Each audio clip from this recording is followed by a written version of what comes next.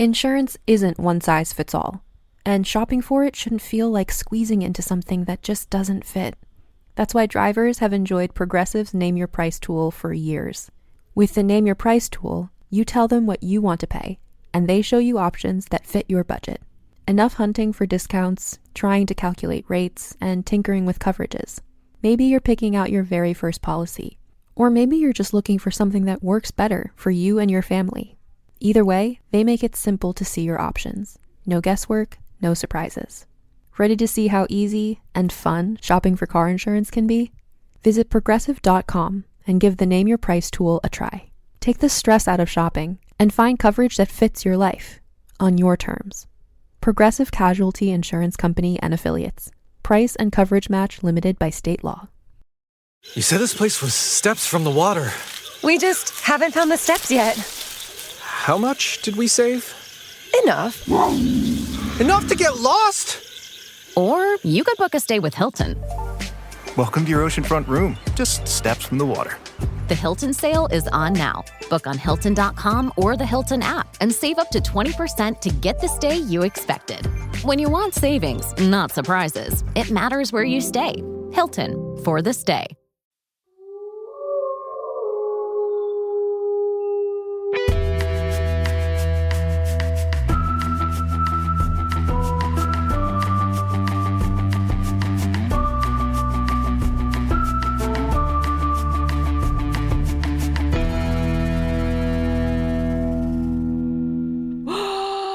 Hello, and welcome back to Buffering the Vampire Slayer, once more with spoilers, ...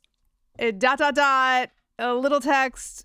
It's a Watcher's Diary. It's a very special Watcher's Diary. It's maybe the most Watchery diary of all time thus far, because we are here. I'm Jenny. That's Kristin. We're here with a very special guest today. Hit that jingle. Yeah. God, I forgot. Joanna Robinson is here to talk to us about her feelings on the sunny day of Populous. Yes, it's Joanna Robinson. It's me. It's you. It's me. It's us. Thank God, Joanna. It's us. Someone save the heart and soul of the podcast has returned. Oh my gosh. I had a like beloved teacher in elementary school. Like everyone in the school loved her. She was everyone's favorite. And she used to do this thing where you like show up and she would like throw her arms wide and she would go, "It's you." And you would say, "It's you." And then she would hug and she would be like, "It's us." And it was just like wow, coming out pure. strong with me getting weepy. I know. That's so Sweet. I know. It was the best. She was the coolest lady ever. Claire. Shout out Claire. Wow. From Burn Horizon. Anyway. Hello. Oh, Hi. Also, Joanna, next time you're live with us, I'm making us It's Us t-shirts. Yes. That's the new. Yes. Yeah. It's us. We couldn't wrap season 2 without you, Joanna. Correct. And I have a feeling that because you're here in a Watcher's Diary, we're going to talk for like a moment about season 2 and then probably talk about everything else under the sun. But we at least have an anchoring point, which is season 2 of Buffy the Vampire Slayer. You know what's so funny about us doing season 2 Watcher's Diary episode today is that I'm doing an episode for my company later today called The Watch, and my pal and colleague Chris Ryan asked me to come up with like the greatest runs of episodes like on a TV season, and because we're covering Widow's Bay, and he's like, it's been episode 4 banger, episode 5 banger. He's like, if they have one more, this is gonna be like an all-time run for a TV show, just like incredible shit. And so he's like, think of other ones that have been like that. And I'm like, I don't even have to do that, because a year ago on twitter.com, I said the best run of episodes ever was in season 2 of Buffy. And it's innocence into surprise, into phases, into bewitched, bothered, and bewildered, into passion, right? That's just like Wow. 5 bangers of all time. And I put it on twitter.com. What a great website. No, it's foul. I put into there, name a more iconic run of 5 episodes. And a bunch of people responded. So I was like, guess what? Someone already did my homework for me. I have got other lists. That. Breaking Bad's on there, like all this other stuff, like some Lost runs and stuff like that. But I still think nothing tops that 5-episode run of Buffy the Vampire Slayer. That's what I think. Is Widow's Bay close? Well, 4 and 5 are, I think, extraordinary. And then we could talk about how we feel about 6 and 7 once the Gen Pop has seen them. But like, right. You already have intel on what happens. But I think 4 and 5 are just like, and 4, that's what I mean. Like 1 through 5 as a run. Not to brag. Well, I don't know. I mean, I just think 4 takes it to another level, and then 5 like pluses that. Not to brag, but I was talking to Jenny Owen Youngs on the telephone yesterday. Like, well, you know what's so funny is that before we got on the microphone, Jenny Owen Young said to me, not to brag, but I was talking to Joanna Robinson on the phone yesterday. So Listen. I do have a phone also, which we text frequently on. About a trip we're planning. So That's true. We're friends too. Oh, yeah. There it is. And this is how it comes out. I just picked up every mic in my office and dropped it all at the same time. All right. But I was trying to sell Jenny on Widow's Bay, and I was like, episode 4 is my favorite episode of television that I've seen this year. And I just don't think anything's going to top it. I think it's so good. And I think Jenny specifically, and you, of course, Kristin specifically, will really love. And Buffy fans will love. There are no vampires, but I still think Buffy fans will love episode 4 of Widow's Bay. So good. Yeah. It's a fucking great show, Jenny. You're going to watch it. You already said you were going to watch it. Yeah, it's in queue. You're just pretending you're not going to watch so you can talk on the phone with Joanna Robinson more. You know what I mean? Well, yes. I may require additional convincing, actually. Oh, okay. Voice pitches only. We'll leave Jenny Owen Young's phone number in the show notes today, so you too can call her and talk to her about what. Yeah. Let's put her on blast. I love it. What's privacy anymore?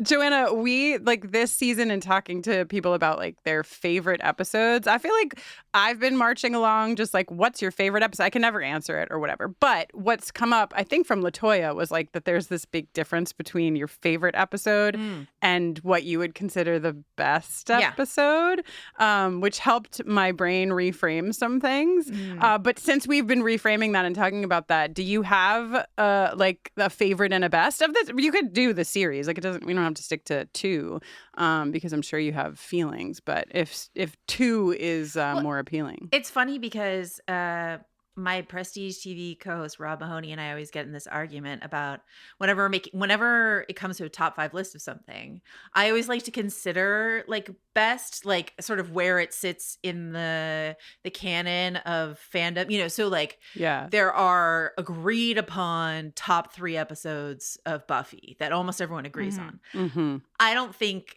any of those 3 are my favorite episode. And Rob always insists that any top 5 should be your favorite. He's like, if it's not your personal favorite, what are we even doing here? Like, we got into a debate about the top 5 Spielberg movies. And I was like, E.T. has to be on there. He was like, but you don't care about E.T., so why is it on there? I was like, because it's E.T.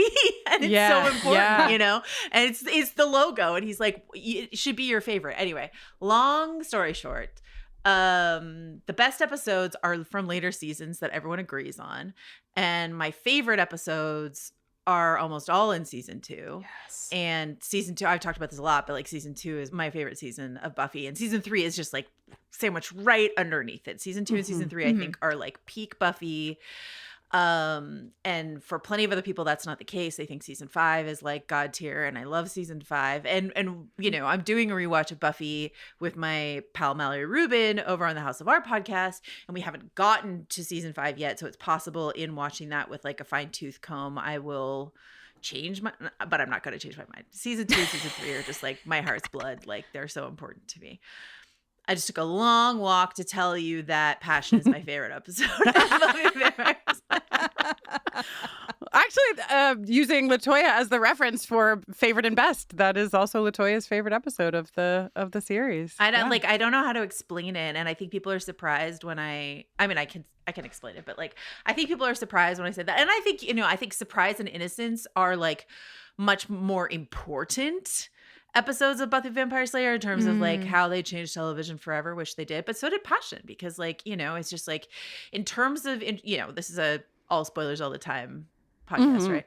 In terms of like what the death of Jenny Calendar does to television and to what Whedon understands is possible in storytelling, and then all the people who have subsequently copied Whedon in their own right, it is seismic in what it did for television. It rocked me as a 16-year-old.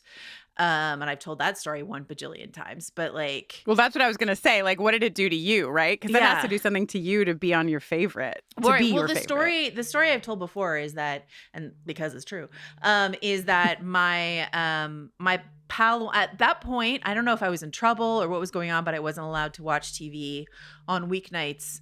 And so my pal Luani would tape episodes of Buffy. I don't know. We had a VCR, so I don't know why I wasn't doing it. But anyway, she would tape episodes of Buffy and bring them to school so that I could then watch them on the weekends.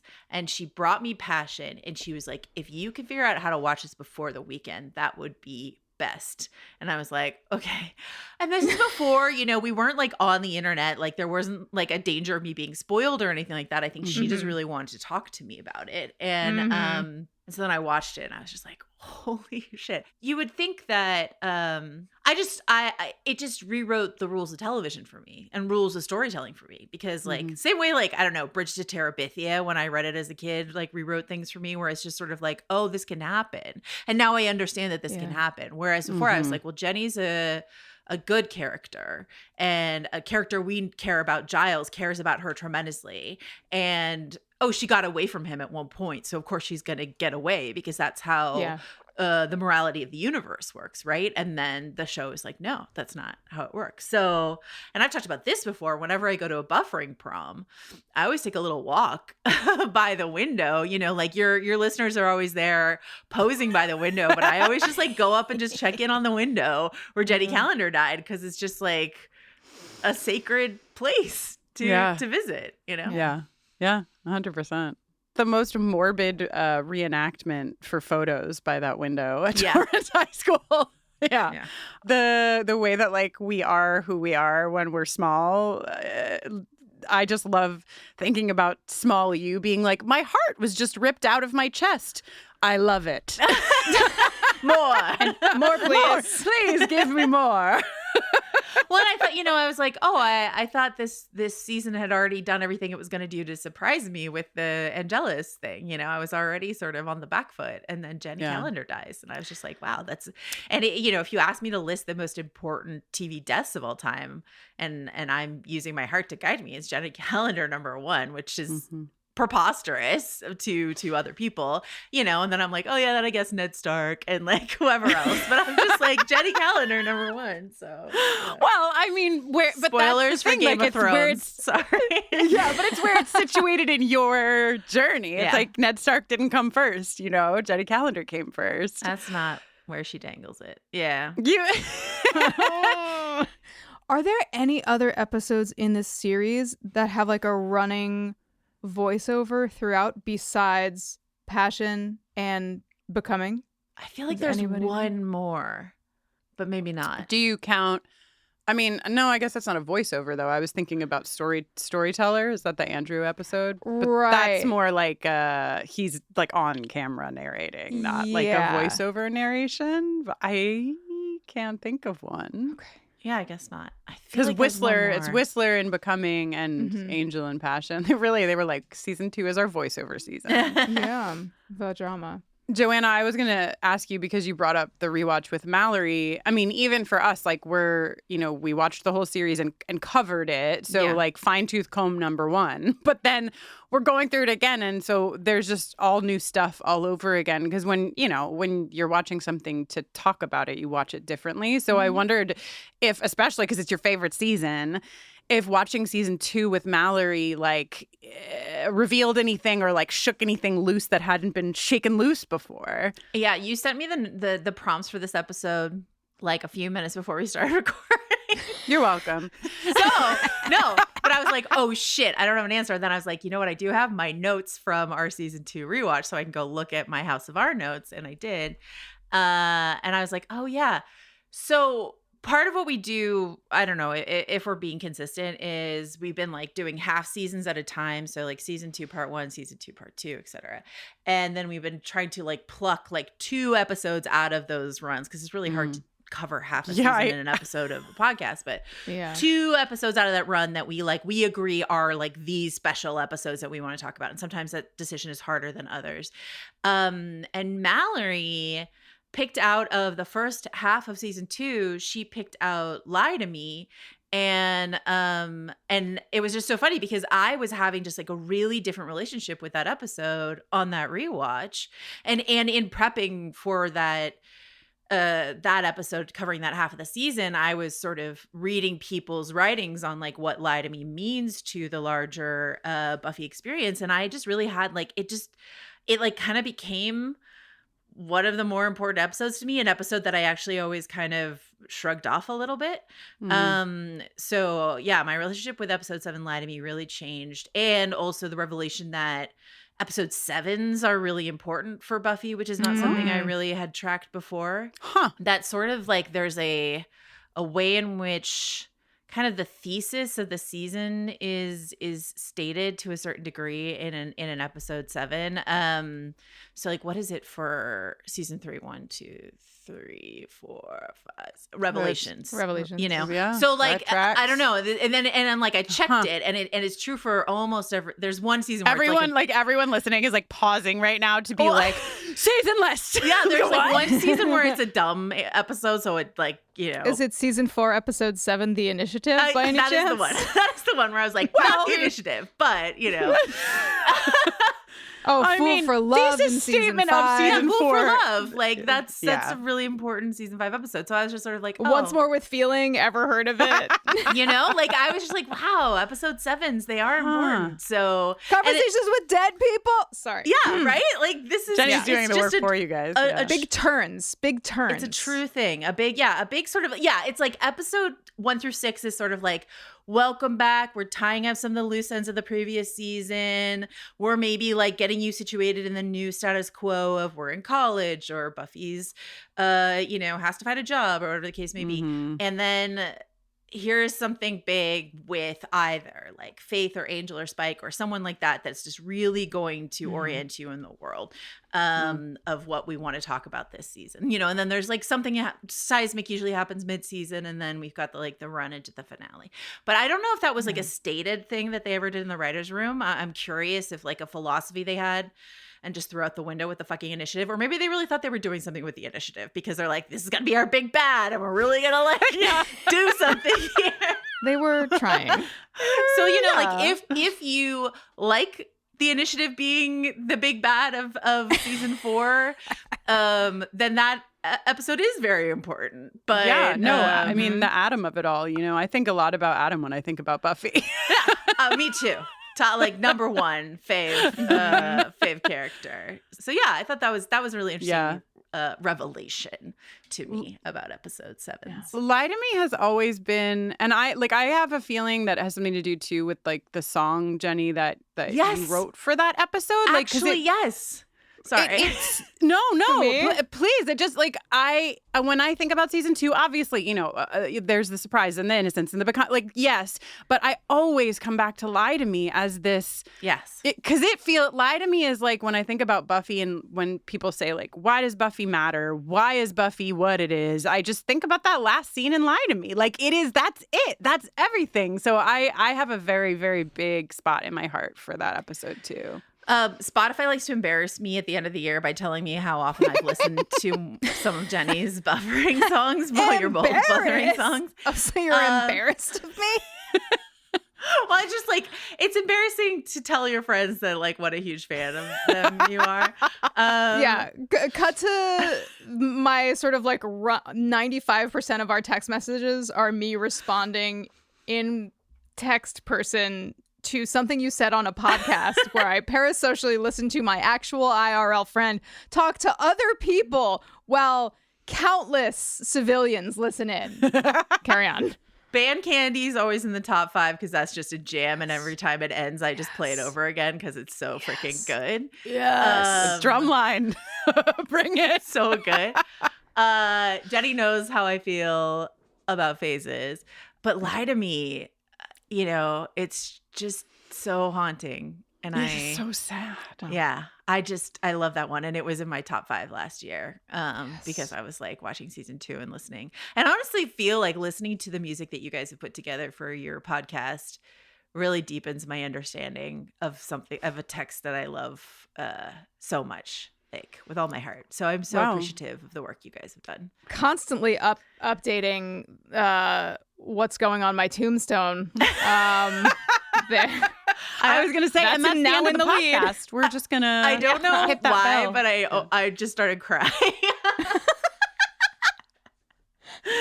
Oh, Joanna. I cry when I talk about it on the rewatch too. I'll just be like, Jenny's music, what Jenny and Kristin have done is just so important to me. Like, imagine the gift, and I know all of your listeners feel this way. Imagine the gift of like, there's this thing you love, this story you love, it is your favorite story world, and then people as smart and funny and passionate and like tender-hearted and analytical as Kristin and Jenny spend all this time going back through it and back through it and back through it and producing their own art on top of it. And it's just like nothing could be more important to me. So I love what you guys do.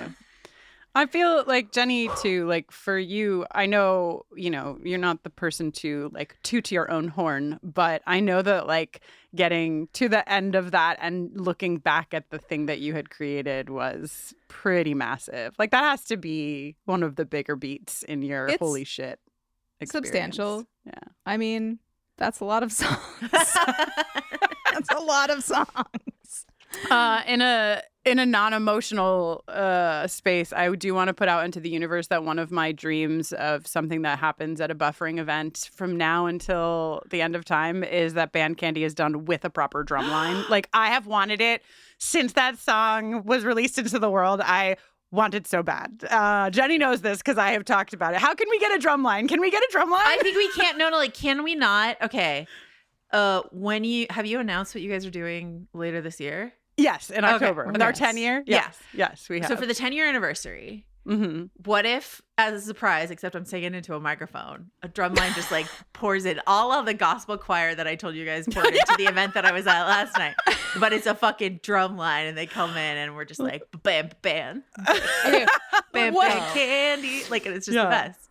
What if it was a drum line and also a choir and also Zendaya doing a little dance? Is this a good transition to talk about? I was going to say, Jenny's going off map. She's going to Euphoria first. It was too tempting. I couldn't. Girl. I must. Then we have to have Rain also, though, if you know what I mean. Because weren't you referencing the Zendaya? No?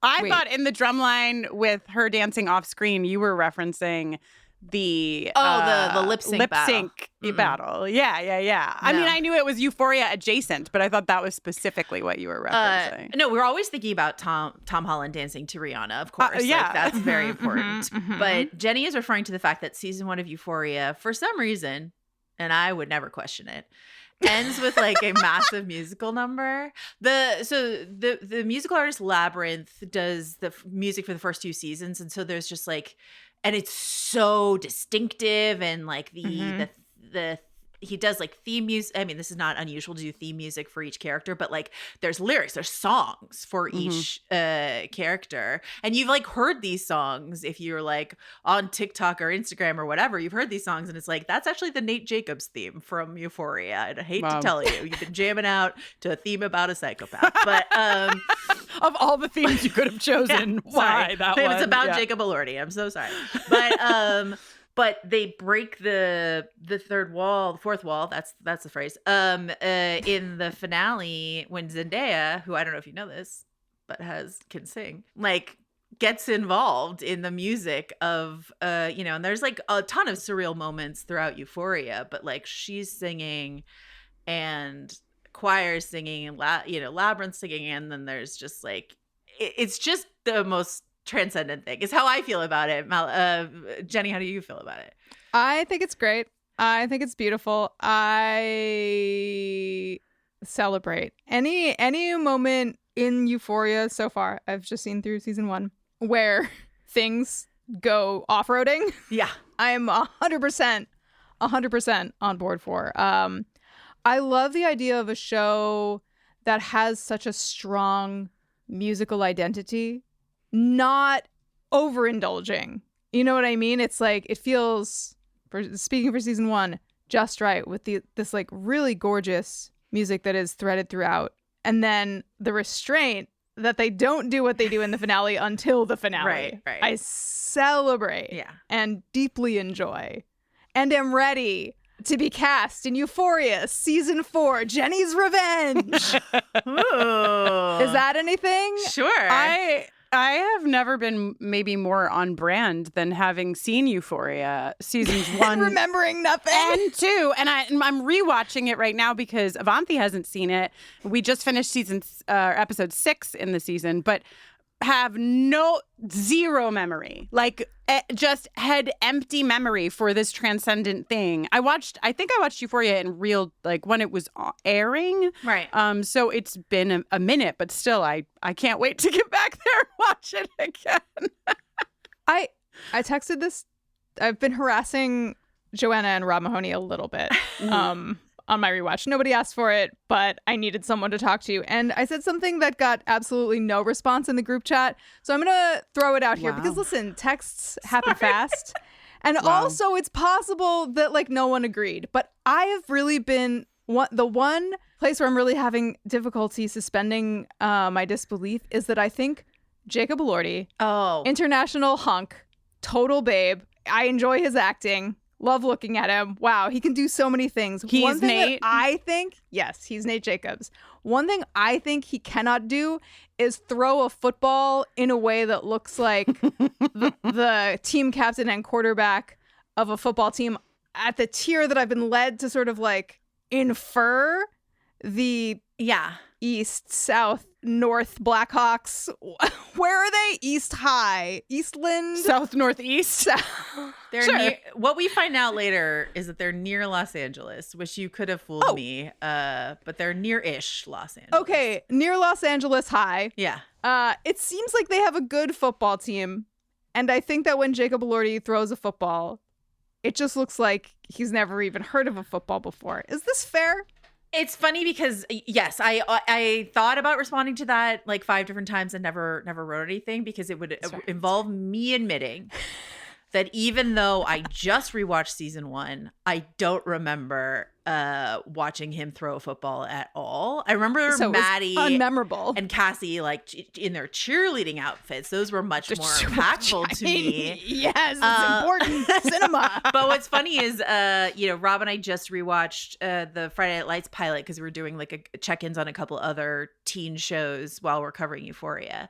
Mm-hmm. And, as Jenny said in the group chat, like the football in that show is so dynamic and so riveting. I think Euphoria quickly drops football games as a setting for anything. So like it's sort of inconsequential at the end of the day. Does that make sense? Once upon a time, Archie Andrews was torn between playing football and writing songs. And they moved away from that quickly as well. So I'm hoping to see Nate Jacobs, fight a bear, wrestle his girlfriend's dad. Does Archie fight a bear on Riverdale? Of course, Archie fights a bear, Joanna. Is the bear hopped up on Jingle Jangle? Is it like Cocaine Bear, but it's Jingle Jangle instead? No, we've already moved. We are light years beyond. Life comes at you fast in Riverdale, and Jingle Jangle is so far in the rear view, I can barely recall it by the time Archie is fighting a bear. And then later, he time travels. Joanna! To the 50s? Wait, does he for real time travel? I thought there was like a dream sequence where he's like in the 50s. They all get superpowers and then time travel, and then they're trying to like or maybe they move to an alternate reality and they're trying to get back to their. What? Maybe it's an alternate reality where things are not perfectly synchronized, like a sort of like retrofuturism kind of thing. What in the final season of Felicity are you talking about? If I made you a list of the 30 most insane things that happen on Riverdale, you would be like, how? And I would have trouble narrowing it down to the 30 craziest. Oh You know my what I God. mean? This is why, Joanna, I'm constantly ringing the bell that you have answered as much as you can. I've watched And I 2 understand. seasons of Riverdale, and I really feel like that's a good commitment to friendship. But does knowing that Archie fights a bear help? Does that do anything for you? It does a little bit. It does. How many times must I tell you that Jughead goes to private school with a young author named Brent Weston Wallace? No! Is that right? No. I feel like I bunked up. I'm sorry. It's just Brett. Oh, It's just Brett Weston Wallace. They don't even bother. Okay. Great. wow. Edgy. Oh my God. Euphoria. Okay, how are you enjoying your trip through Euphoria, Kristin? Oh, I'm loving it just as much as the fucking first time. I watched it. I think I watched it by myself. When did season 1 air? To know 2018. 2019. Yeah. Yeah. So this is like Kristin solo in Brooklyn post divorce, just like gobbling up television. And Euphoria was one of my favorites. I think it was around the same time that I was watching 6 Feet Under too. I'd never seen 6 Feet Under, and I was just good. I was chomping on some very delicious television at that time. But I was thinking about it today because I knew Jenny wanted to talk about it, and I thought like, oh, it's kind of fun that I'm rewatching it because it's hard for me to recall anything from even a year ago, let alone that many years ago. But anytime that there are like incredibly attractive women written so smart, I am just like immediately on board. Like I'm there, and then it goes above and beyond, you know. But I just fucking love. Jenny and I were talking about Maddie, right? Because you, Jenny, were sort of like trying to suss out like, is it Rob that is like a big Maddie fan? I mean, we both are, but Rob has just made it his brand. Yeah, and I think Jenny, you were sort of like, okay, yeah, sure, Maddie, but. And then the other day, Jenny just like off mic for no reason at all read me line for line scene between Maddie and Nate, and was like, and now I'm in, you know, now I'm. Yeah, there's a moment when Maddie becomes more of a girl's girl, which is very important to me because there's like plenty of like pick me people on Euphoria, but when Maddie recognizes that why are men, that is a very, very important to me personally as a person. Also, episode 6 is the fucking Halloween episode, and when fucking what is her name comes dressed as Bob Ross, like Lexi. that shit, like like that's the stuff that, you know, when I think of Euphoria, like I'm not thinking of like that beat, and that beat happened, and I was like, oh right, like I fucking love the show. It's so fucking smart and funny. It's dark. funny because I think about that Halloween episode all the time when I like to call out. We were talking about it actually when we were talking about The Pit this season, because Noah Wiley wrote an episode of The Pit this season where he had 2 younger employees at the hospital, not too young, but younger, make a like MASH movie reference. And I was like, Noah Wiley can make a MASH movie reference. But these 2 men would not be making MASH movie references. And I was like, that's a case of an older person in a writer's room applying their pop culture level to younger characters. And so when the characters on Euphoria show up, like, I'll give you Jules dressed as Claire Danes from Romeo and Juliet. Like, I'll give you that. Sure. But Cassie, Sydney Sweeney dressed as Alabama Worley is like from True Romance is one of the most preposterous things I've ever seen in my entire life. Like almost all of their costumes, I'm just like, are you fucking kidding me right now? Yeah. I could stand for Bob Ross. I would actually stand on board for Bob Ross. I'm okay with, yeah. It's like it has the iconic like could have been a trend on TikTok. Bob Ross, you know what I mean? Like somehow Bob Ross could have gotten into the water, but yeah, a lot of them are not so much. No, like Nate showing up, you know, like cats and like in a very obscure like horror movie thing, and that like kind of tracks or whatever. But like when Nate shows up in his like Spirit Halloween jailbird prisoner costume. I'm like, that's right. That's it. That's right. Yes, they got their yes. costumes in a bag, not Yeah. but hand sewn from the costume department. What are we doing here? So, I can't believe they had one tall enough for him. I'm really thinking about Jacob Elordi's height about like 20% of every day. How tall is he? He's only 6'5", according to the internet. You don't but believe he it. looks so much taller because all the ladies are so Alexa tiny. Demi, I think, is like 4 feet tall. So, like, when she stands They next look to him. wild next to each other. I was talking to the costume designer about this season, and I was talking when you get to this season, Alexa Demi plays Maddie, wears just like an outrageous costume to a wedding, and I was asking about that particular costume, and she was like, "Yeah, we have to like use a child mannequin to like do costumes for Alexa Demi." I was like, "Okay." Oh my God. Did you know that her first screen credit is in an Azalea Banks featuring Pharrell Williams music video? No. What is it the Azalea Banks breakthrough? Is it 212? It's not 212. No, it's a song that Pharrell Williams is on. So as soon as you said Azalea Banks, I heard nothing else. Yeah, totally. Is there more Euphoria that you want to talk about, Jenny? Because some of the Riverdale conversation made me want to scratch my X-Files itch. Scratch it. Okay. So I am watching the X-Files for the first time, Joanna. Yes, and I am struggling a bit, which I think you also know. I mean, I haven't really talked to you, at any great length about it, really. But I've been trying to figure out what the show is for a minute. And like everyone talked about Clyde Bruckman, which I will preface this by saying I really enjoyed Clyde Bruckman's Final Repose. But I had been been slogging through season 2, and everyone was like, you got to get to season 3. It's season 3. And oh my God, Clyde Bruckman's Final Repose. So it had been built up to a place where I didn't know what to expect. And I've talked about this like in pod or whatever, but like, my template is Buffy. So if you're telling me it's the best season and this is the best episode, like I have a particular set of expectations. Right. So up until yesterday, where I had a little bit of a revelation with the X-Files, I have just been like, I don't understand why the people that I love and respect their opinions on shows have love this show so much. I genuinely don't get it. And I'll talk about yesterday's turn of events or whatever, but I want to hear from you, because I don't really know. I know you watch the show. I know you like the show. I know that you and Jenny have talked about the Darren Morgan episodes and what have you. But what's your vibe on the X-Files? Oh, okay. Well, speaking of pick-me's, I watched this to impress a guy. Yes. Not really. I mean, was he impressed? Yeah, did it work?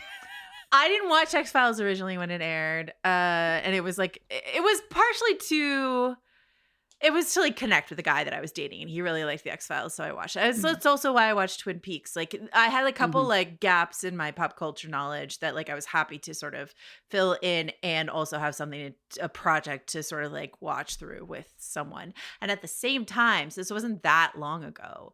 I want to say probably a decade ago at this point, but that's a while ago, I guess. No, it isn't anymore. Kumail Nanjiani was doing his X-Files podcast watch.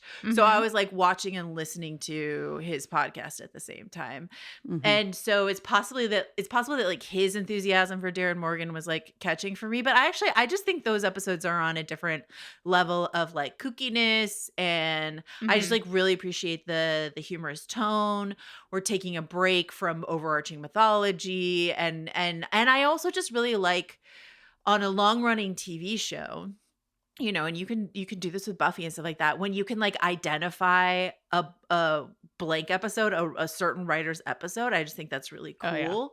So you're this is definitely a Jana Spenson episode. Marty definitely wrote this one, et cetera, on Buffy. And so even if Joss comes in and does a top right on everything. But yeah, so X-Files isn't my heart's blood of any kind of show, but I think it's important important, hugely impactful. I think Mulder and Scully are like two of the best characters that have ever existed on TV. I think their dynamic is enthralling, and also I think about X-Files. One of my favorite things to think about when I was watching X-Files again, merely a decade ago, was like how our cell phones now would ruin the X-Files. You know what I mean? Oh my God, yes. Just yesterday watching, I was like, wow, you could never. Yeah, and so like when I watched the reboot, which Kumail got to have a part in, but when I watched the reboot, which sucked, but like when I watched it, you know, they were like constantly trying to navigate, like, how do we still tell this story? We're like, oh my God, I saw something. Nobody's going to believe me, when everyone has like a camera in their pocket at all time. And this, you know, we don't have to leave X-Files, but that brings us to something that Widow's Bay did right from the jump, where they're like, no cell reception on the island, like at all, you know, and they're just like, you'll enjoy the peace and quiet. You'll enjoy the break from it. But like nobody has cell phones. They're all using landlines because cell phones don't work on the island. So you can't take a photo of like a sea hag or whatever the case may be because they don't have them. And I just like, I love that. We do at The Ringer, we do a show called The Rewatchables, and like occasionally someone on the staff who's like a guest on The Rewatchables can propose a category, and I'm really trying to make fetch happen with my proposed category, which is a cell phone ruin this movie. You know, and that's true for like so many like 90s horror, or you know, just like all kinds of stuff, or just all kinds of stuff. If you could just pick up a phone and call someone at any given time, like entire plots of movies are gone. You know, if you could take a photo of anything, if you could take a video of anything. We used to live in a much more frictionful environment in our lives, source of a lot of drama. But literally yesterday, Mulder was sort of like squatting by the window of a building, removing the fog from it, looking upon a UFO, and just wishing that there was anything he could do to prove that it existed. And it's like, like your first, especially now, like my first thought was like, wait, oh my God, he can't take a picture. Like he can't. Yeah. He doesn't have the. It's so good. We got an email that I'm going to read if it pleases you both from a listener about the X-Files and that journey. This is from AW, who wrote, I think, Kristin, that you hit the nail on the head when you talked about not being sure what to expect from the X-Files. I think that what has happened is you've spent the last 10 years honing your media literacy to a point and training yourself to really get in there and properly appreciate some capital quality television. But that actually what is needed to journey through the X-Files is to throw all of that out the window.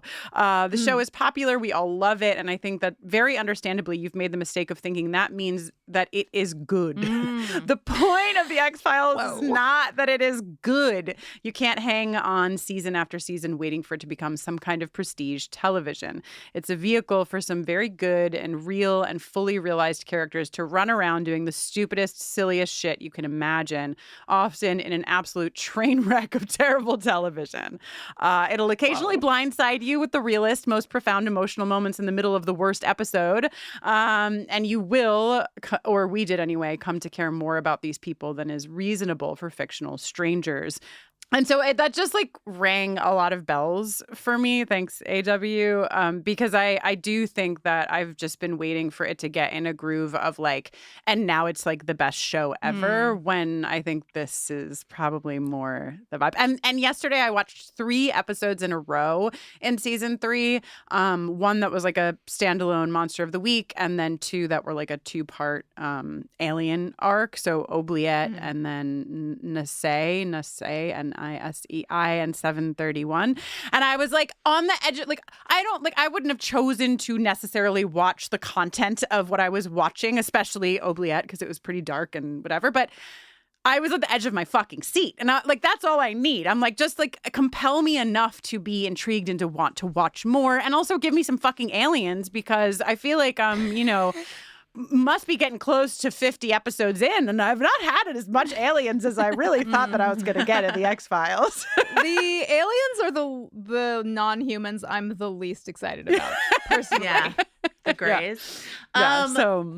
What do you think about that, Jenny? Because I know the X-Files is important to you. Do you agree with that, or how do you feel? I was going to say, imagine somebody could make a 24 episode per season show in the mid-90s that could still also be, you know, an incredible show, maybe the best show of all time. But then I was like, well, Buffy has 22 episode seasons and like did pretty well, actually. And season 7 in each one nearly is this particular peak. It was a formula. It was a genius. Yeah, but like formula. Buffy has its misses, you know what I mean? And It especially, has its misses, but I feel like the misses are less.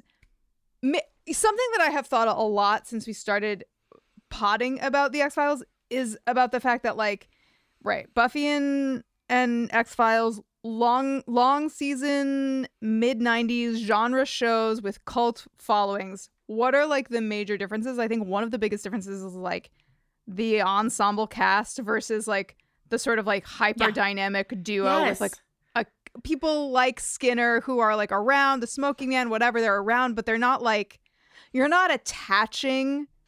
I was going to say the exact same thing.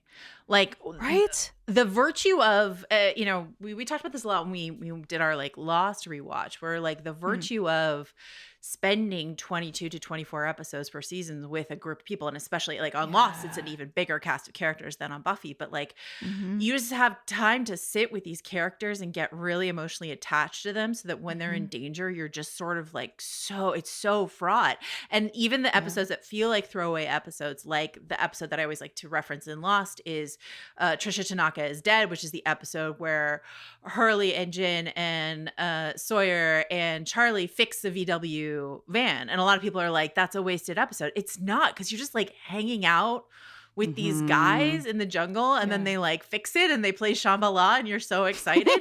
And so, like, but X-Files doesn't have that, because, like, I'm emotionally invested in Mulder and Scully, and, like, with love and respect to, like, the lone gunman or whatever, like, nobody else on the X-Files, I'm not invested. And so you don't have that, like, well, yeah, this episode was kind of weak, but we got to spend time with these characters. You know, we're already in on Mulder and Scully, so they don't need to like ask for that investment from us. So so, like, instead of, like, the Zeppo, right, they're constantly trying to figure out how to reinvent the very hot, sexy wheel at the center of the show, and try to find other ways to spend time with Mulder and Scully. And Kristen, you'll see this more and more. Like, you've gotten a little bit of a taste of it with, like, the Darren Morgan episodes that are just, like, really preoccupied with, like, cutting down Mulder / Duchovny. Like, those episodes love roasting him. And, like, kind of, if you think about Beyond the Sea, like, these episodes that are, like, really centering Scully in, like, a super emotional way. And then as we continue through the series, we'll start to see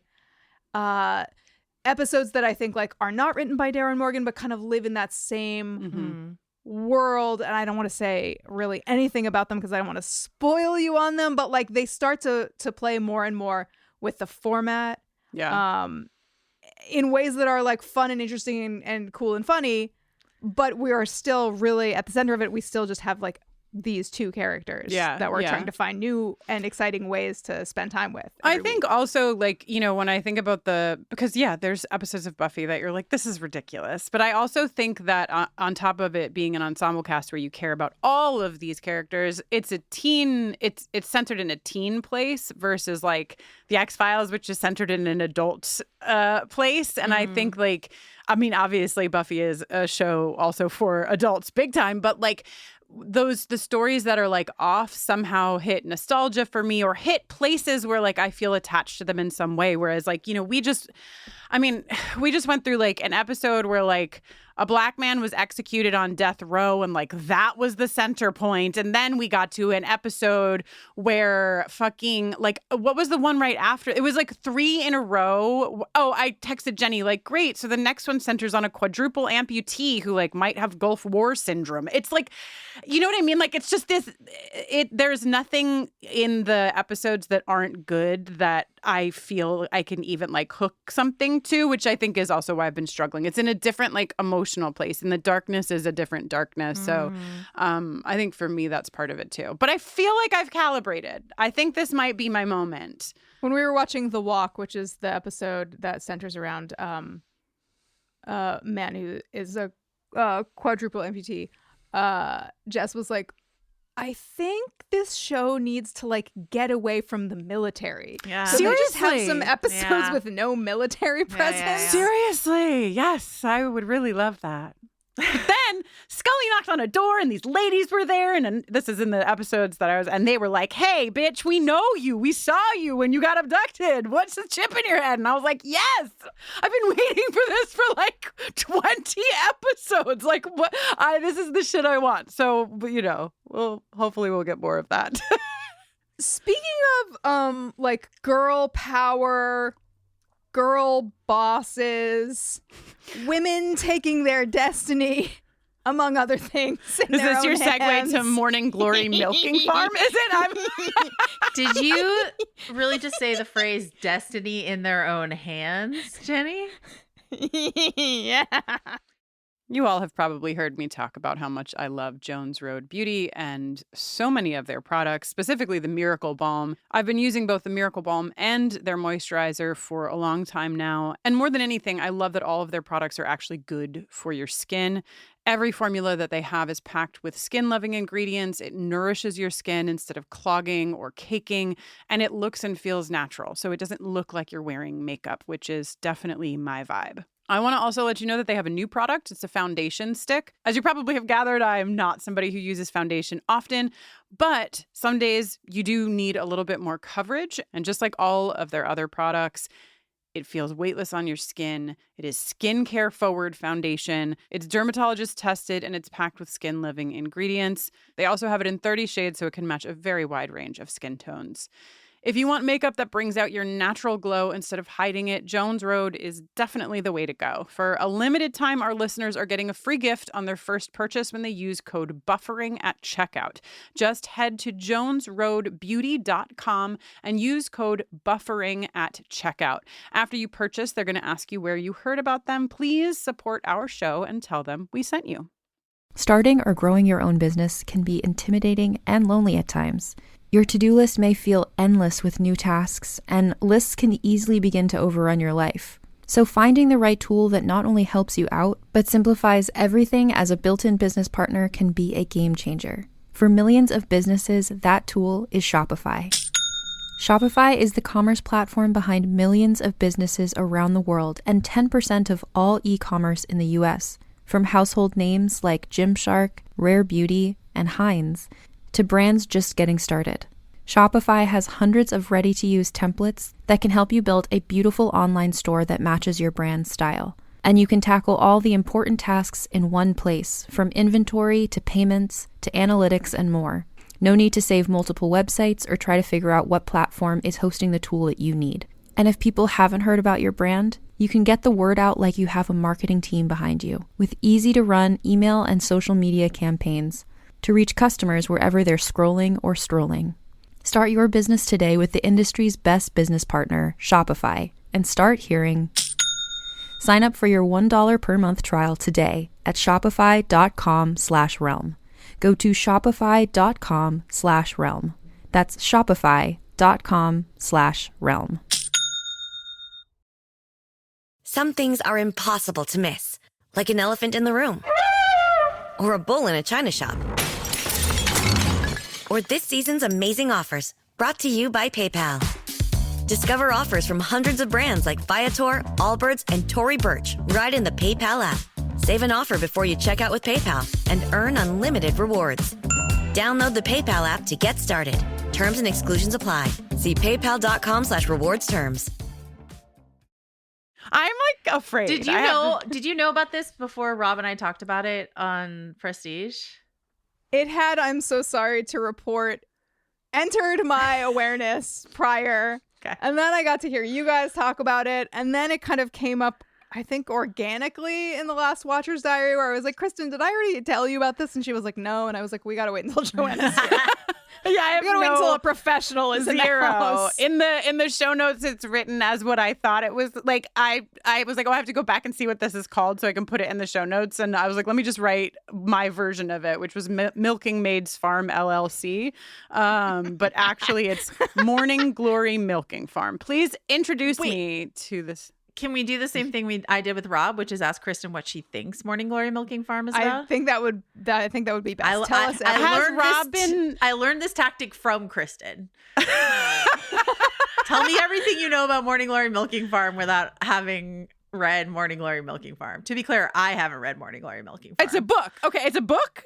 It is a book. Sorry. Spoiler. Okay, Yeah, it's great. But starting off, I mean, okay, so it's a book. And I have to say that, like, I don't know where Rob was when he was asked to guess what this was, but Jenny has delivered we have to wait for Joanna and all other information surrounding this to lead me to believe that it is an incredibly upsetting, but to Jenny delightful, I guess, story, since it's a book now. But there's definitely something sex involved, or sexy things that maybe are wild, and so Morning Glory Milking Farm, unless it's, I mean, in the spectrum of things that I would like tell you we have to wait for Joanna about with this same sort of enthusiasm and vigor, you could also put like the human centipede in there, like things in that world. So it doesn't have to be about sex. And that is actually, I said sexy, but what I meant was like body. Like there's got, I mean, because it's like something that makes you uncomfortable. It's like, if I can't think of a way to describe it, like, but Jenny referring to someone's bathing suit area and giggling is like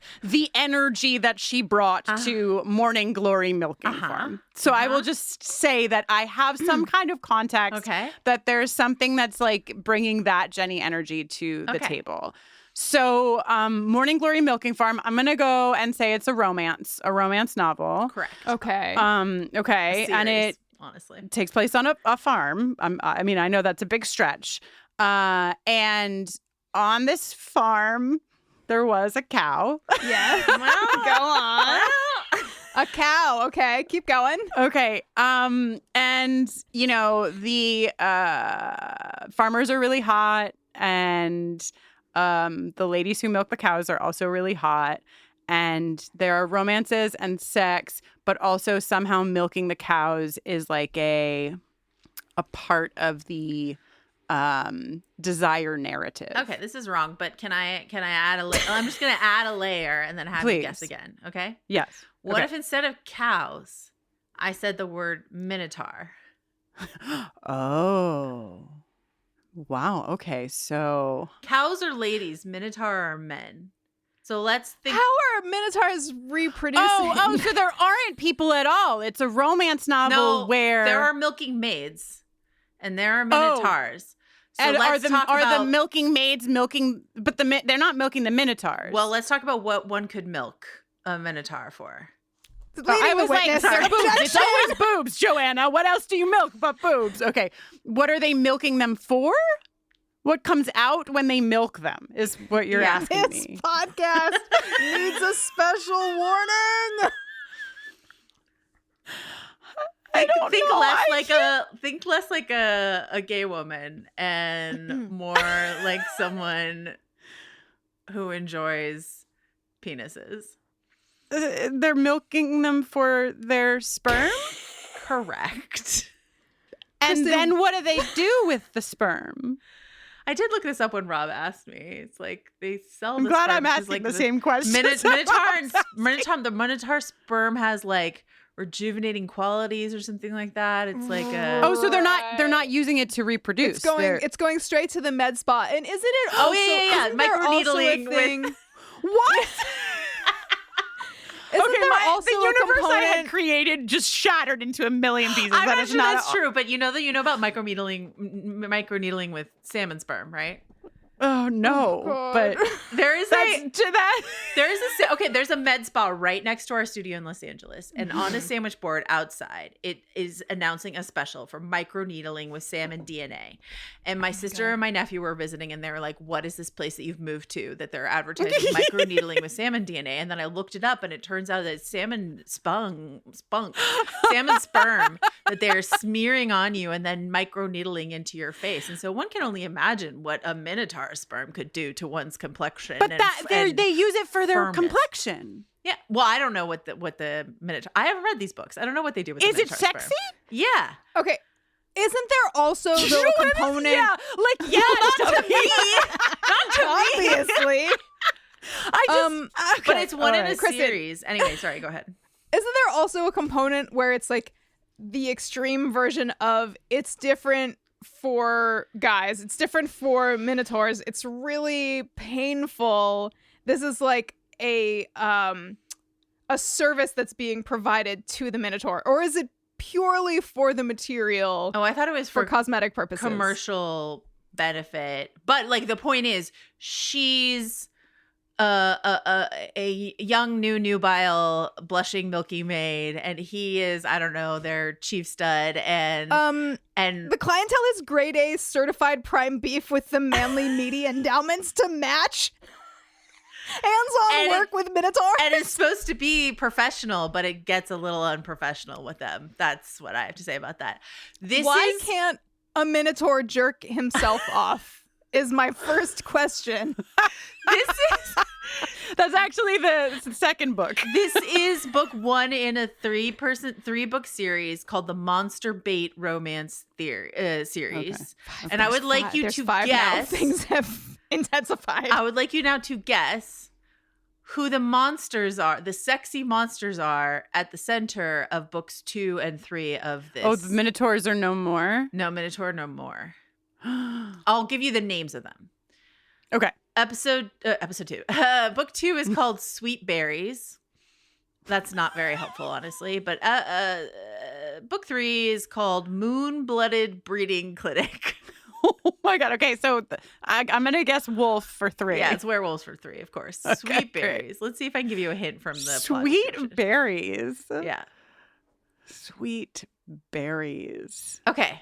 When one ill-advised night at the bar leads to her giving an exhibitionist show to an unknown presence outside her bedroom window, she thinks she's hit a new low. When her voyeur turns out to be a nebbishly charming blank, Grace needs to decide if she can trust her body and her heart with this garnet-eyed stranger before he flies out of her life for good. Jenny? What? I feel like you have more intel with cryptids and monsters than me. No, I thought sorry. maybe some of your bells rang. I'm It scanning flies. It's got garnet eyes.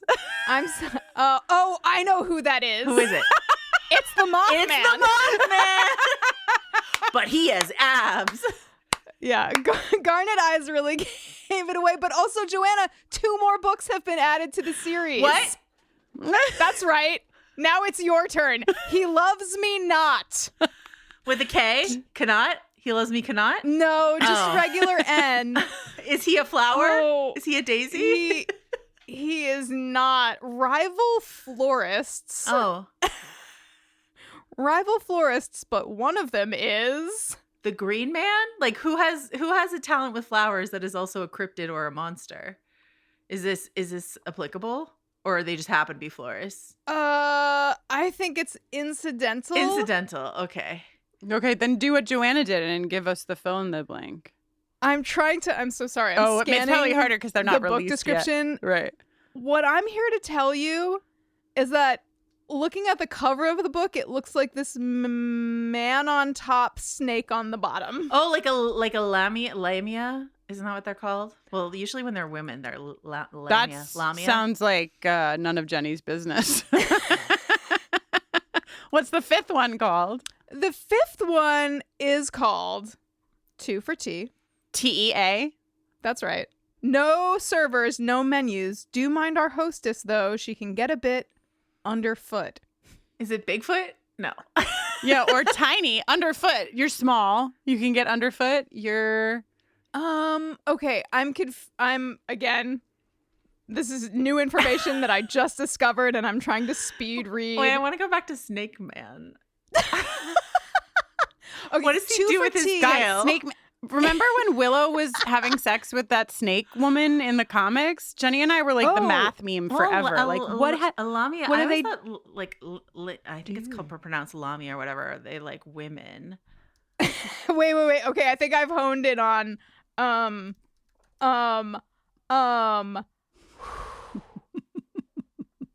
Let me ask you this before I say the whole sentence. Does the word Sylvan mean anything to you, Joanna? Famed fantasy head. SILVEN. Only in like Sylvan elves. Okay. Oh, and underfoot would connect with an elfin. This is the other. This is the other book. Okay. Oh, this is the snake. Okay. Snake. This is the snake one. So it's a Sylvan florist and her Naga. Oh, a Naga. A snake. Yeah. Naga is like a snake. Rival. Yeah. They're both florists. Oh, so they're both supernatural. Because Sylvan is like a woodland elf. That's what a Sylvan is. Okay, so a woodland elf and a Naga who are both florists. They clash over a new flower shop in town. Uh-oh. Hope things don't get too steamy. Wow. Wait, are they both ladies? No. No, the Naga is a dude. But Naga's a dude. two for tea. Do with his tail? Right, you know that's what I'm saying. Where does he dangle it? Where does he? Where does he dangle coil it? I just have what some is questions it? Where about does it go? What happens? How do you? I was starting to question sort of like where is the how much room is there in CM Nascasta's realm? In speaking, on behalf of the gender binary or lack thereof.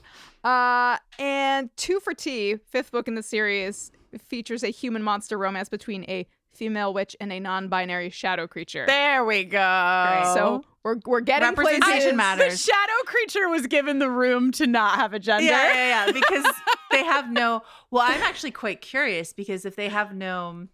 If they're like non-corporeal, if they're shadowy, are there appendages? Are there genitals? Are there all the genitals? Or is it like a can they mist? form themselves to be, whatever they want to be in their bathing suit area? Oh yeah, this is okay. These are the questions worth asking. I The can't questions that are believe on all of our minds. I cannot believe how good of a segue this is, and we don't have to leave here until you both are good and ready. But this is a great we're both segue satisfied?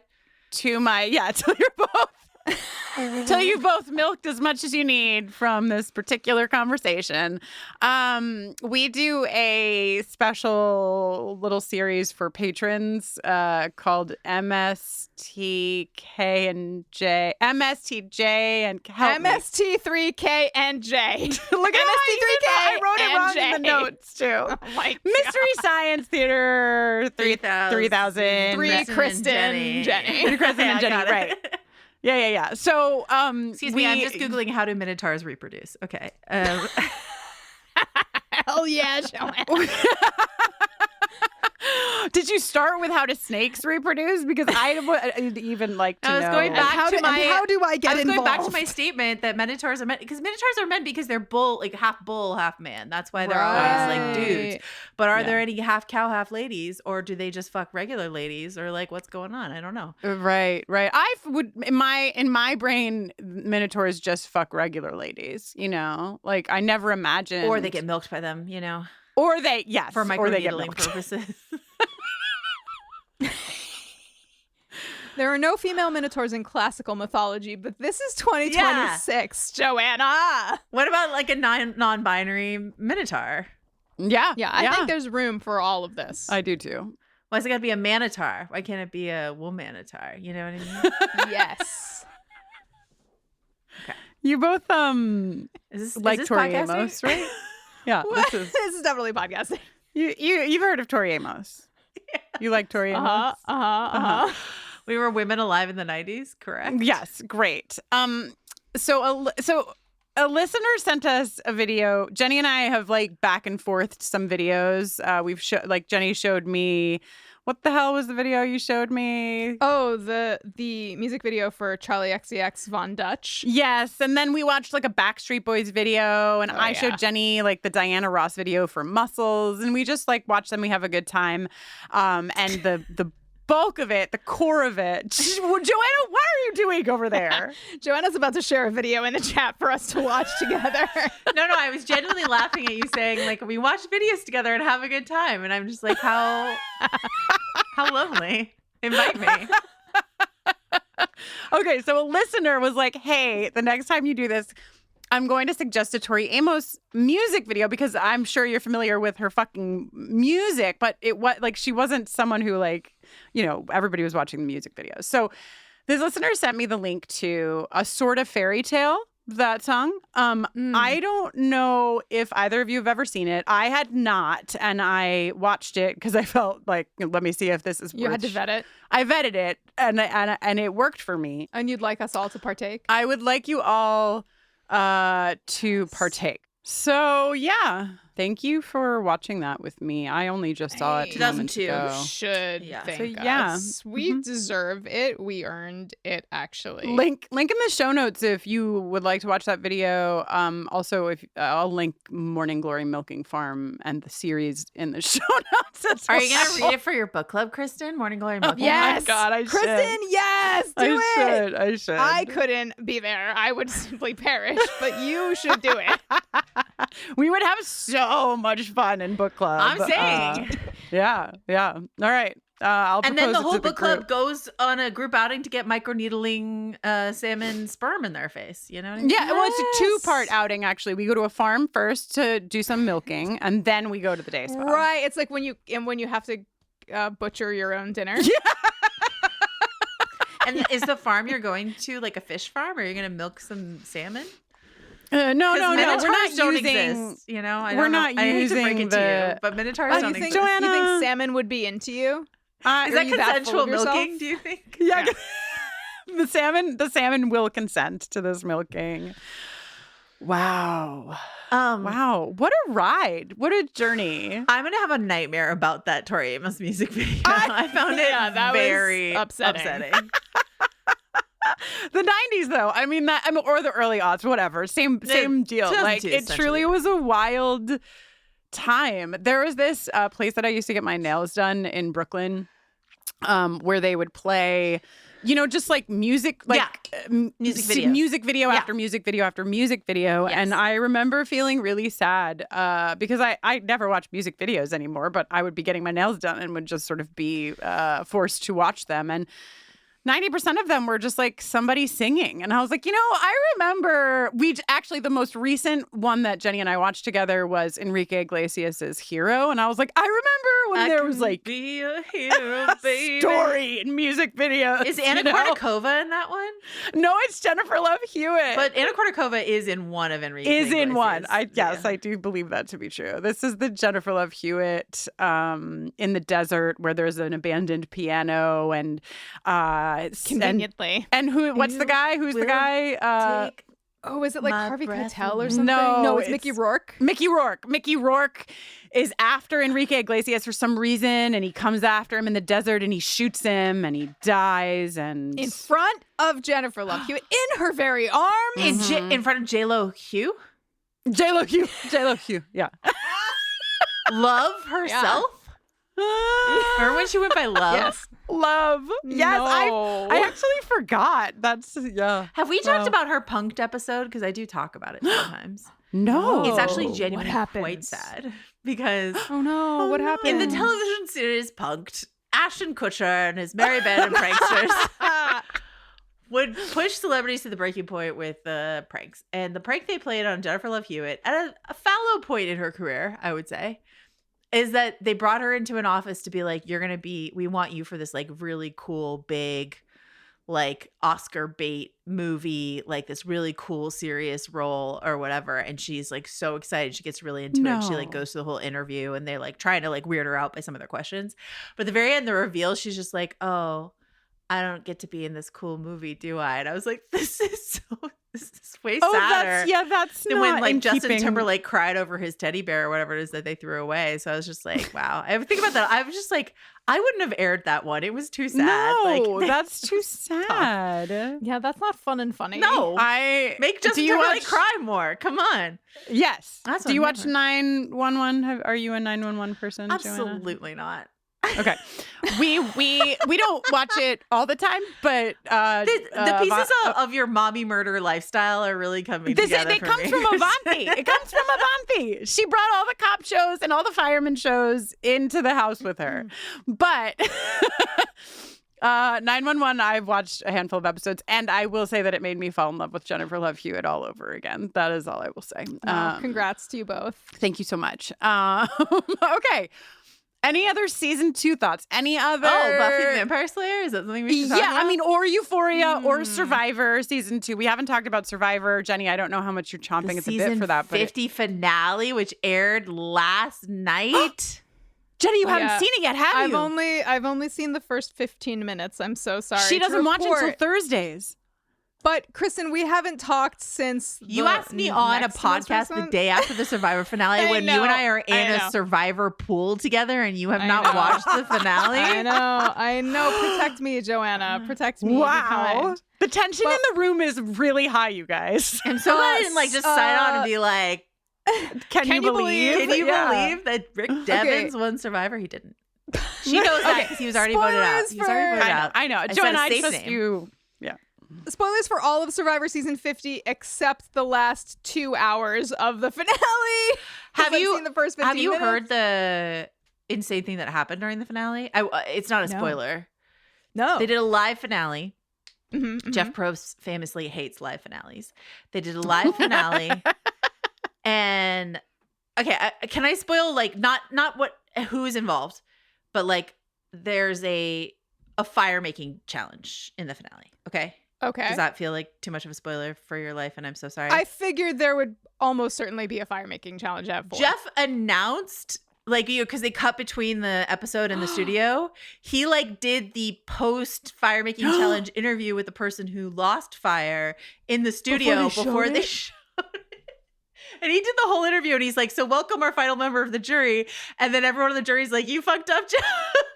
Oh my God. I wonder if that's going to be in the edit. Oh, it is because he then refers to it for the rest of the broadcast. He plays it off, but also I saw cell phone footage of what happened at the commercial break where he was like, that's fucking he's pissed. He's like, that's why I don't want to do a fucking live I was episode. like, they're never doing a live finale ever again. But yeah, Jeff just and then they had to show the whole dramatically edited fire making challenge where you're supposed to be on the edge of your seat as to who's gonna win, but we already know. It was so funny. My God. Yeah. Wow. So even I can get into that too. Survivor. When you're watching later tonight and you're watching and the folks you're watching with are like, did we skip something? You can assure them that you did not. What I have not gotten the chance to tell Kristin because we haven't taped a Watcher's Diary since last week's episode aired. Give me the Suri. Give me the Suri. She fell. No. Horrible. My beautiful, sweet, perfect, beloved, amazing Suri Who got her? Fields. How'd they get her? Her fucking number one out. Well, what really happened is that she was in alliance with everyone because she's amazing. So everyone thought that they were witch complimentary. You know what I mean? Yeah. Everyone was submerged and surrounded by Cerise's mist and under her spell. But then Ozzy, a fuck up. Canonically, such a fuck up. Ozzy and Rizzo were her two number ones, as she calls them. And they did a tribe split in this episode, and they had 2 tribals, and Ozzy, like a moron, told somebody that he couldn't vote with them because Cerise was his number 1, which they had kind of been playing close to the vest up to this point. And he was like, I have to go to the end with Cerise. So she took that information, told everyone, and was like, we have to get Ozzy. They all got Ozzy. And then Rizzo had an opportunity to help save Ozzy, and he didn't do it. And then he turned on Cerise, and I just don't like it. But what I did see in the first, honestly, Ozzy ruined it for everybody. It really could have been the 3 of them at Final 3, and it would have been just so amazing. But what is pretty incredible is in the first 15 minutes of the finale that I did see that you can't Jeff can't do a live finale where Cerise was on the season without bringing her out by herself to be like, everybody, she's check the best, out Cerise, isn't she? Standing ovation. The Survivor, the least art she department, deserves, They made her a special award. It was the ugly the and Spirit dumb, of Survivor honestly. Award. It's ugly and dumb, but it's Survivor, a show known for its incredible aesthetic.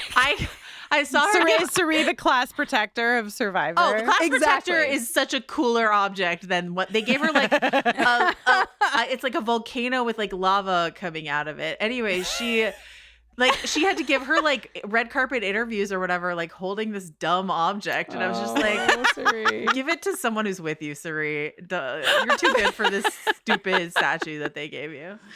And I don't know what's going to happen, but in the penultimate episode, they invited fans to vote for their favorite player in the season to get... Okay, Sia has been giving people money on the show ever since somebody didn't eat a chicken. She was like, I like that. I like that you didn't eat a chicken. Here's a bunch of money. Sia, the musician? The musician, I'm sorry. yes. I'm really trying to follow you guys. So for season 50, as per the penultimate episode, audience members, viewers at home were invited to vote for their favorite player this season to get $100,000 of Sia's money. If that money does not go to Suri by the end of this finale, I am going to freak out. And that is all. Wow. Joanna, in our Watcher's Diaries, we had to use democracy to determine how long Jenny would be allowed to talk about Survivor. I was not keeping track for this special occasion. It's a very special But her normal limit is 5. She tries to keep it to 2. No, that hasn't happened yet. What a wasted opportunity to, like, we could have talked about it for like an hour, but you haven't seen the finale. What a shame. I understand you're a parent with a life, and I get it, but like...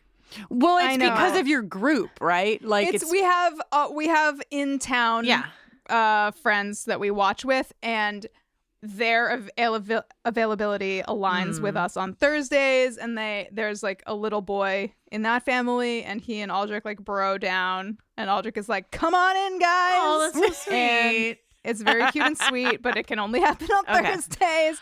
But can you tell me without spoiling anything? Yes. Did you enjoy the finale? It's hard. Did you think it was a good? It's hard for me to separate my enjoyment of the finale. I went to a finale watch party with, a group of. It was like a room full of people who've been watching Survivor together for a long time, and I knew exactly 2 people, but it didn't matter because everyone was like so boisterous. I've never watched Survivor with a group of people, and so like. You don't need to pay attention every second of Survivor. I quite often like background watch it. So it's a perfect show to like be in a room with people like yelling things. And so it was like great, except for the final jury interrogation. My friend Jillian, who was hosting the party, was like, I request that we be quiet for this part. But like everyone was just sort of like eating wings and screaming their heads off about like, and almost everyone in the room was united on who they wanted to win.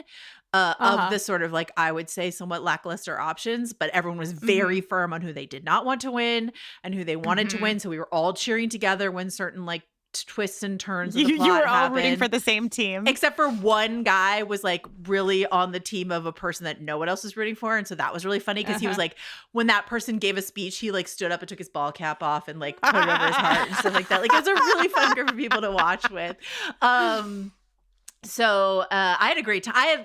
That was like one of the best experiences I had watching Survivor this season because like, and now I want to watch with that group every time because it was just like really fun. And so I respect that you wait for the group that you watch with because it is a better experience with like a group of rowdy, invested people. Absolutely. Totally. I will say for the finale, I was in second, having won the pool last season. I was in a close second place going into the finale. And I will say no more, but I'm just saying, I think that's pretty good, at least. Like first and then second place going into the finale. Like, not bad. Yeah. I can't wait to see how everything shakes out. Can't wait till Jess does the scorecard.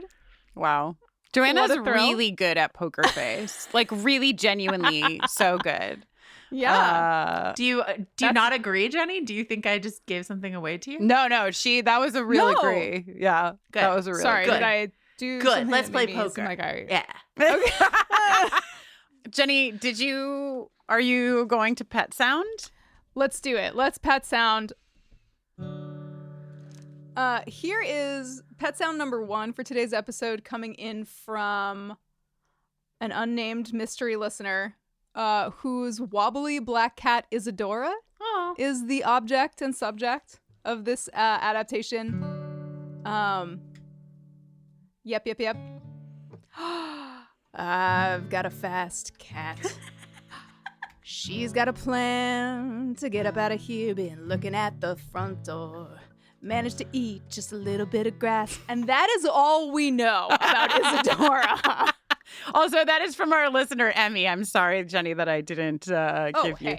Yes, mystery listener reveal. That's from Emmy. You. Mm-hmm. And then we have a very special pet sound.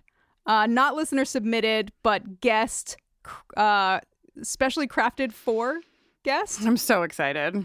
A little bespoke bug jingle that I wrote it in the car on the way home from the grocery store, so I just need to remember how it goes. Best place to write a jingle. Okay, so picture you're in a mountain. You're inside of a fiery mountain. Like Cerie's statue thing. Yeah, you're inside a beautiful fiery mountain like Cerie's statue. The creeping shadow on the wall. One kitty cat to rule them all. It's bug, bug-it a bug, bug-it a bug, bug-it a bug, bug, bug, bug-it a bug, bug-it a bug, bug-it a bug, bug, bug. That's the most beautiful thing I've ever heard in my entire life. The fact that I have a jingle and Bug has a jingle now, like naturally. I mean, I've never met Bug in real life. We haven't spent a bunch of time together. I don't know Bug's personality. I'm just going on like Black Cat vibes. I assume Bug is like a big Tolkien fan and would enjoy some sort of like drums from within the earth style. Sounding in the deep. Yeah. Yes, exactly. She hates everyone except for me. So it's perfect. Perfect. Perfect, honestly. Which is why I love Bug so much. You know what I mean? My landlord came over and he's like, oh, who's this? I was like, careful. She hates everyone. She'll like swipe at you. She's like, and he's like, okay, sure. And he was just talking to me, standing next to the couch. She like comes up and then he just like gently, without looking at her, like stuck his elbow out so she could sniff it. And then she like didn't. And then he like slowly like brought his hand down so she could sniff that. And he like didn't look at her and he just like let her. And I was just like, what sorcery is this? Seriously. And it worked. And I was like, this has never worked before. Diana lived with me for like 8 years and Bug never liked her. Diana tried so hard. So maybe it's the trying. That's the problem. Yeah, that is the problem, honestly. Diana doesn't understand that cats have very strong boundaries. And this my landlord Sean definitely did. Sean gets it. And I just thought he's like, I just have that energy. Sean lives in Santa Monica. I was like, yeah, Sean. Jenny, speaking of jingles, Jenny, do you remember when I called you from the 5 and I sang a jingle into the phone and I was like, can you make that a jingle? And then like within mere minutes you sent it back to me and it was perfect. I think I was like also just coming in from the grocery store and was like, I have 30 minutes until my next thing. I feel like I was born to do this. Was it the pit jingle or is there another jingle? Oh, no, it was the pit jingle. It was living out with the pit. Living out with the pit. Yeah. So good. A jingle machine. I've never like spit raw ideas into the ether and been like and received back such artistry in my life. So wow. Well, I felt like it was the least that I could do, to contribute in some small way to podcast coverage that I spend so much time being absolutely delighted by. It was a thrill to be able to offer something back. Kristen, can I tell you one of my favorite things about Jenny's parasocial relationship with my co-host Rob? She has started asking Rob where he gets individual items of clothing. So that I was thinking about this when I was getting on camera. I happened to be wearing today. Dear Lord, can I get it on my body? When you took it off earlier, I was like, that's a real Rob Mahoney Shackett item of clothing that she has on. Yeah. Yes, here I am. This is my Rob Mahoney Halloween costume. I just need to learn some basketball facts, and then I'll be ready to go. And cut some bangs, and then you're ready to go. Yeah, I get a little haircut going. I feel like one of your signature moves in person, Jenny, is just like sidling up to someone and flipping the tag of their shirt. Like that's Sometimes a move I've know. seen Jenny do to... In their collar? You just reach right into the collar? Well, I wouldn't do it to somebody not a stranger that I hadn't built a foundation with that would, support such an action. Do you think when you meet Rob Mahoney in person, you're going to sidle up and flip the tag of his collar? It depends on how much. Also, he's very more texting tall. we do. You're gonna have to like jump up to. He'll be sat. He'll be sitting down. Like He'll be sitting, or I might just wait until he's standing near something that I could step on top of. And then you're just gonna start rummaging in his neckline. Rummaging, okay, yes. Great. Well, it's not like I don't never a rummage. rummage. I would do it in a very respectful way where he would be like, "This is fine, probably." He would love it. And I would do it slow enough that he could object. He loves both you guys so much. He's a big buffering fan and he loves you guys. So. Wow. That's a fact. I love Rob. That's a fact. I love Rob. I love Rob. I hope to look at the tag inside of his shirt sometime in the near future. I hope I that will for see you. him in a couple hours and I probably won't tell him that, but I'll think about it. Okay. Oh, Do people have Joanna. stronger shirt tag boundaries than me? Okay. No, what? Have you ever had someone come and flip your tag without Me? talking to you about it first? Either of you? No, I'm never wearing anything cool enough for that. Jenny, has someone come up to you and flipped your tag? Maybe not, but if they did, I would celebrate it. I've never seen, and actually, I probably have had Jenny flip a tag on my shirt, and it was like Avanti's. You know what I mean? Because like Jenny is, there's a very specific tag Jenny is flipping, and it's always a particular style. She's looking for a I came shacket. up to myself to flip my Shacket, own button tag. up, I would welcome that. Yeah. You're the only person I've ever seen do that, and it is somehow always respectful. Okay. I don't understand Complimentary. it. It's a magical Definitely thing. complimentary. I want to be you. I want to absorb Joanna, you. it's never occurred to me until right now that I should possibly be stressed out about engaging in this activity.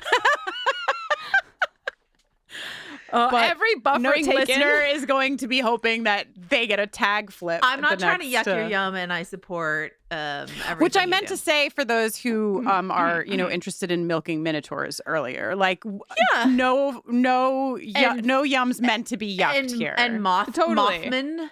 And Mothman. The Mothman. Nagas and non-binary shadow people. I welcome you all. Yeah. All welcome. The Mothman remains, even with the 2 new additions, the most unpredictable entry. I really love that you knew immediately with the garnet eyes. I did not know that was a striking characteristic of the Mothman.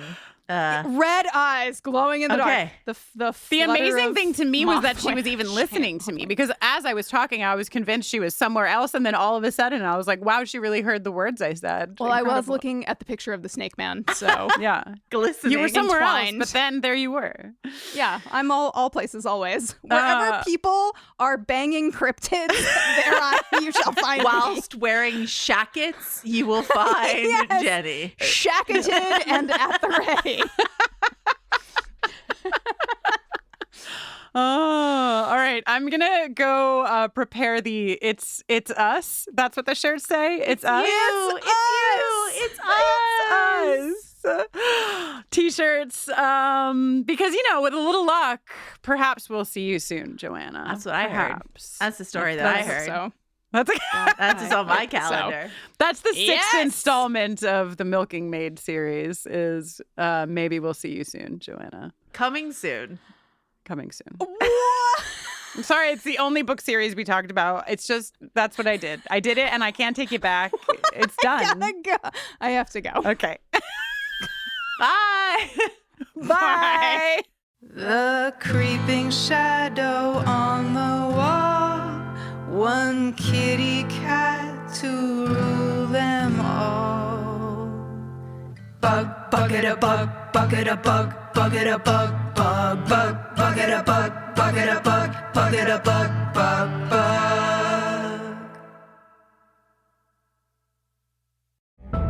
The war is over, and both sides lost. Kingdoms were reduced to cinders, and armies scattered like bones in the dust. Now the survivors claw to what's left of a broken world, praying the darkness chooses someone else tonight. But in the Shadow Dark, the darkness always wins. This is old school adventuring at its most cruel. Your torch ticks down in real time, and when that flame dies, something else rises to finish the job. This is a brutal rules-light nightmare with a story that emerges organically based on the decisions that the characters make. This is what it felt like to play RPGs in the 80s, and man, it is so good to be back. Join the Glass Cannon podcast as we plunge into the Shadow Dark every Thursday night at 8 p.m. Eastern on youtube.com/theglasscannon, with the podcast version dropping the next day. See what everybody's talking about and join us in the dark. From the parents behind Law & Order comes a mystery the whole family can enjoy. Patrick Picklebottom Everyday Mysteries. Step into the whimsical world of Patrick Picklebottom, a precocious 11-year-old with a love for reading and an uncanny ability to solve mysteries. Inspired by the beloved children's book of the same name, this podcast vividly brings Patrick's tales of deduction and everyday adventures to life as he unravels baffling enigmas and solves clever cases. Patrick Picklebottom Everyday Mysteries is perfect for kids and is just as entertaining for grown-ups who love a good mystery. The whole family can listen now wherever you get your podcasts.